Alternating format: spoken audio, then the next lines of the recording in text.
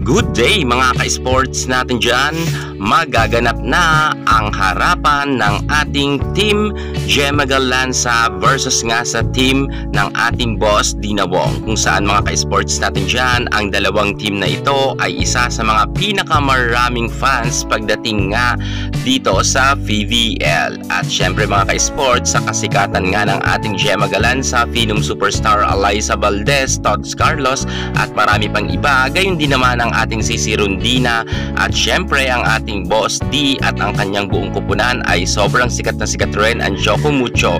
Sila nga ang kauna-unahang sasabak sa pagbubukas nga ng PVL All Filipinos Conference, kung saan magkakasagupaan nga ang sister team.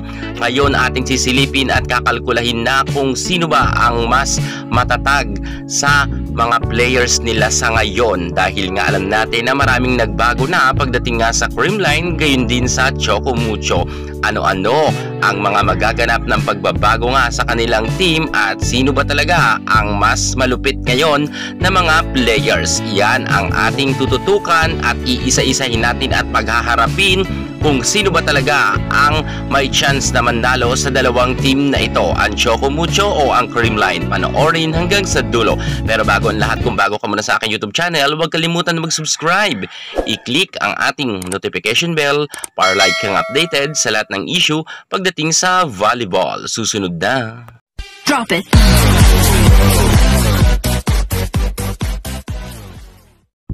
Kaabang-abang talaga ang paghaharap ng Choco Mucho versus nga ng Creamline Cool Smashers. Tsak, mapupuno talaga ang arena dahil nga sa superstar ang mga magsasalpukan ngayon, mga veterana, at syempre sila talaga ang pinakasikat na team pagdating nga sa PVL, kung saan nga mga ka-sports sobrang dami ng kanilang mga fans. Kaya't sure tayo na 100% ay punong-puno na naman ang arena at syempre maghaharap nga ang ating Boss D versus nga sa ating Queen Gemma Galanza. Narito nga sino ang mas matatag sa kanilang mga players. Unahin na natin dyan ang salpukan ng ating Sisi Rondina versus ng ating Phenom Superstar Alyssa Valdez. Kilala natin ng ating Superstar Alyssa Valdez noon at ngayon pa man ay sobrang sikat at magaling talagang volleyball players, pero hindi rin natin maikakaila mga ka-sports natin dyan na nag-level up na rin ang kagalingan ng ating Sisi Rondina.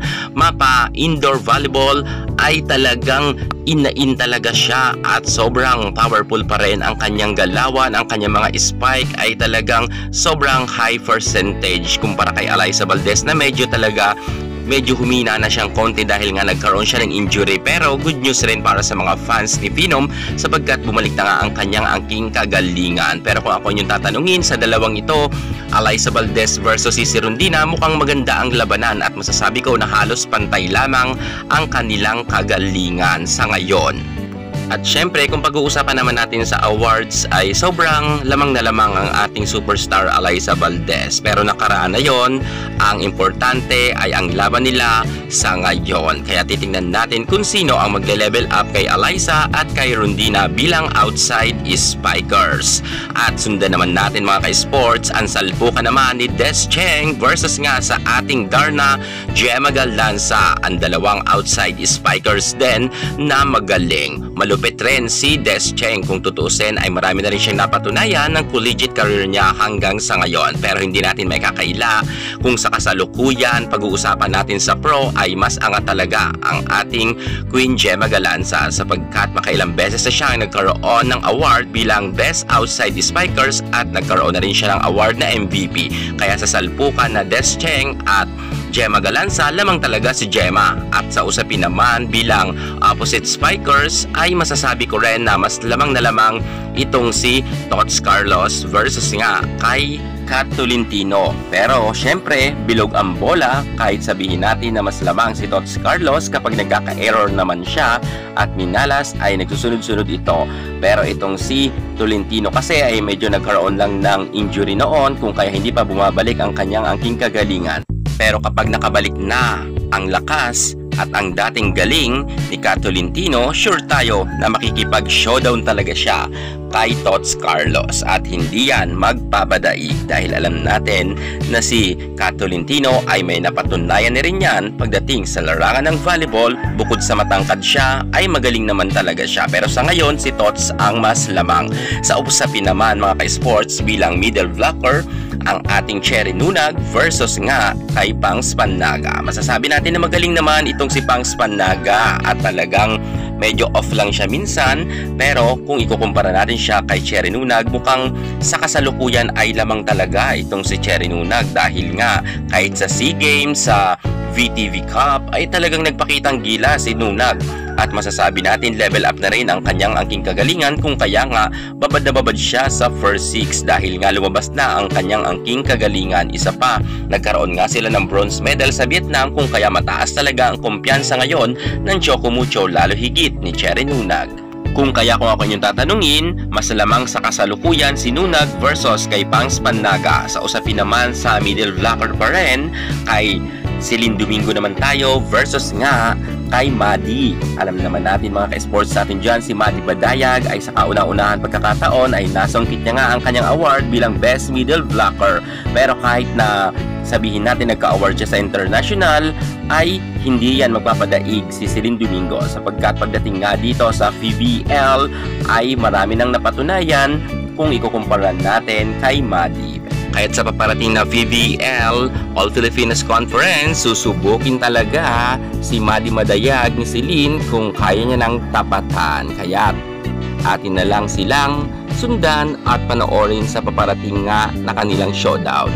At sa usapin naman bilang Devero, masasabi natin na maganda rin ang showdown nito, ang ating Lazaro Revilla versus nga sa ating Atienza. Dahil nga mga ka-sports natin dyan, ang dalawang ito minsan ay nagiging off na rin pagdating nga sa kanilang floor defense, at kapag naging maganda naman ang kanilang laro ay sunod-sunod naman hanggang matapos maganda ang kanilang laban. Parehas sila nag-o-off at parehas rin silang magaling, kaya't magandang showdown to.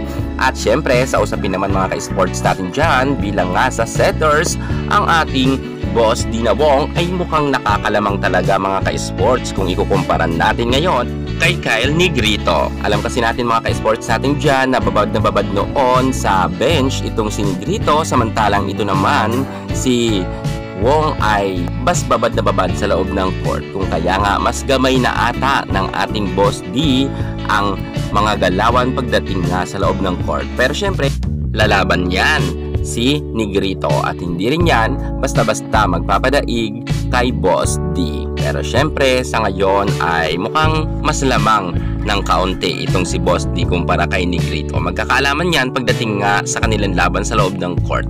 At syempre malalim rin ang kanilang mga bench dahil ang ating mga opposite spikers ay talagang malalakas rin mga ka-sports, gaya nga ng ating Michelle Gumabaw versus nga kay Viray. At ang kanilang mga bench rin bilang sa outside spikers ay malakas rin. Meron silang Isa Molde and Choco Mucho at meron naman Bernadette Fons ang Creamline. Malalakas rin ang kanilang mga bench mga ka-sports, kung kaya nga hindi tayo makakasiguro kung sino talaga ang mananalo sa dalawa dahil nga sa usapin naman middle blocker ay sobrang napakagaling rin ng ating BDL na nasa bench at gayon din ang ating Risa Sato.